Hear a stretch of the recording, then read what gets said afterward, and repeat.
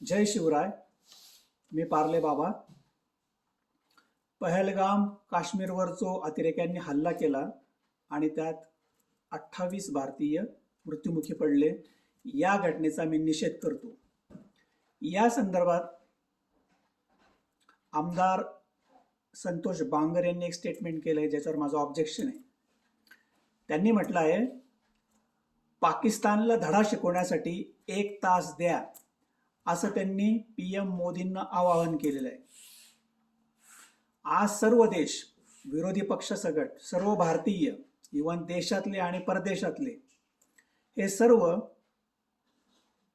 PM मोदींच्या पाठीमागे उभे असताना आमदार बांगर यांनी असं विधान करणं हे सवंगपणाचं लक्षण आहे.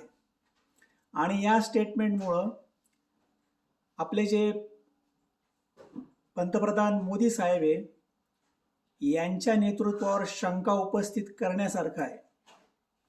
आणि म्हणून या बाबतीत आमदार संतोष बांगर यांनी मोदींची माफी मागितली पाहिजे. या घटनेमध्ये जे लोक 28 लोक मृत्युमुखी पडलेत, त्यांना मी श्रद्धांजली अर्पण करतो. आणि या निमित्ताने आपण सर्व भारतीय लोक पंतप्रधान मोदीजींच्या पाठीमागं भक्कमपणे उभे आहोत, हे जगाला आपण दाखवून दिलं पाहिजे. एवढंच मला इथे सांगायचं आहे. जय शिवराय, जय महाराष्ट्र.